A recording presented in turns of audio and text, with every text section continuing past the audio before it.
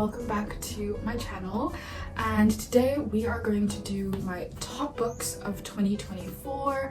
I have really enjoyed reading in the last year, and I thought that it would be great to do like a breakdown of some of my favorite books. I also wrote a substack, which hopefully when this video is out will be out as well, but you can subscribe to my substack. It's free, so make sure that you subscribe. I don't really want to edit too much with this video, so I'm gonna try to get it together and see if I can see if I can speak smoothly. I want to go through top books. So this is not a complete list of all the books that I read, but it's about 6 books. I think I read about 9, which isn't a lot, but for me it's like a huge achievement, considering that for a long time it was really hard to read, especially because I have a background in English literature. So I've always been reading. Even before I studied, I was always a big reader, and then when, you know, as a student, like, it gets exhausting and you get burnt out, and so yeah, we're back on it. Let's go through the books. So the first book, which hopefully you can see, I'm trying to create a sort of cute little space for filming. This is Breast and Eggs by Mieko Kawakami. This author is my new favorite author. I absolutely love her work. I think I've made a video. I have a book collection, so you can check that out. This is a 5 out of 5. It's a masterpiece. I can see why she won like awards for this. Yeah, she's incredible.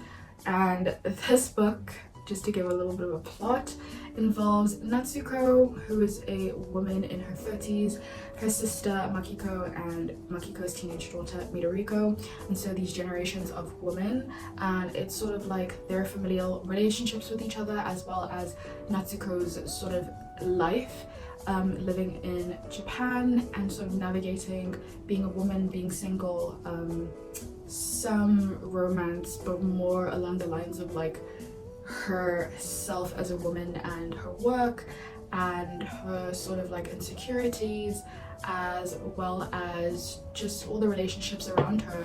And it's a great novel. I just thought it was really poetic and beautiful.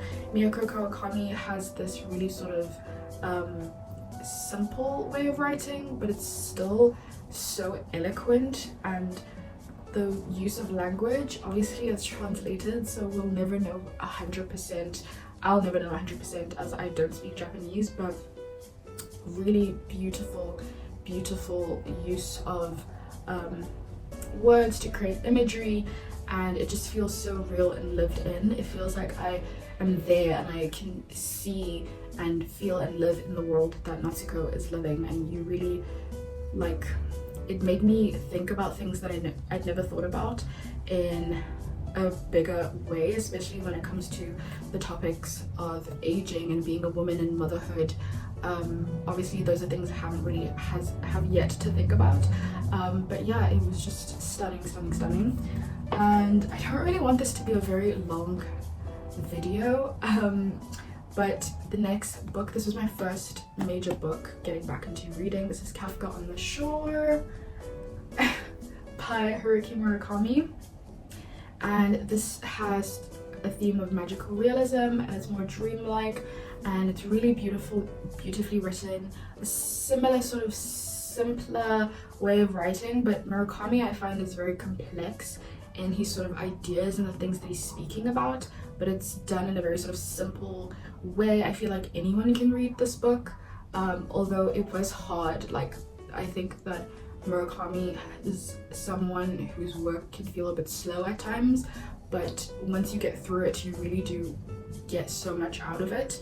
And it follows Kafka Tamura running away from home, and another person, Nakata, who is got this interesting relationship with cats. And so these different narratives with these two different people somehow converge, and we learn why they converge. And yeah, it's really just something so its own thing. It's so singular, and I would definitely recommend reading this. This was a 4.5 out of 5 for me. The next book hopefully you can read that, is Simple Passion by Annie Ernaux. I have always wanted to, well, ever since I learned who she was, I always wanted to read her work, and this was really a whole new experience for me, something really different. It's got this sort of memoir style of writing, and it's not really autobiographical, but there is an autobiographical element, and yet there's like this objectivity to the way that she writes and creates this perspective. It's so unique and just so wonderfully written. You can definitely tell why she won the Nobel Prize in Literature. So basically, A Simple Passion is just about this woman, I guess Annie Ernaux, kind of documenting her past affair with a man and how that had an impact on her life and how it sort of in a way changed her. I don't know, it's really, really interesting, and there's so many ideas and things that are written about, and the way that the novel opens, the way that it ends, like it's just so fascinating and just amazing, really. Another Mieko Kawakami, absolutely love this. I don't think I gave this a rating. This was probably a 4.5 out of 5 for me. If you can see, that Simple Passion. This is another 4.5 out of 5.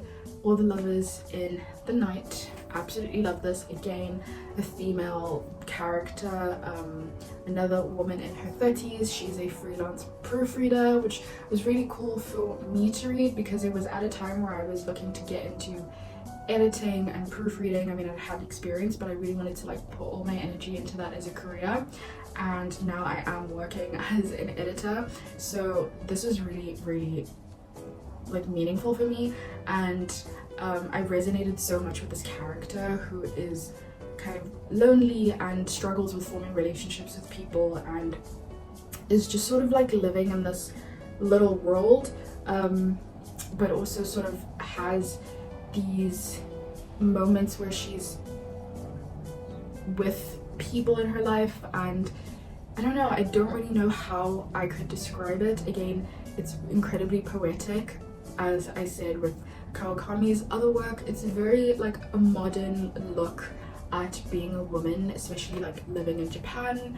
I really loved this perspective. I thought it was absolutely beautiful. 2 books. We have Elena Ferrante, My Brilliant Friend. This was really gorgeous and so well written. I love the story of female friendship at its center, and it basically just follows these 2 young girls who are living in a poor neighborhood in Naples, Italy, and it's sort of just their coming of age, really.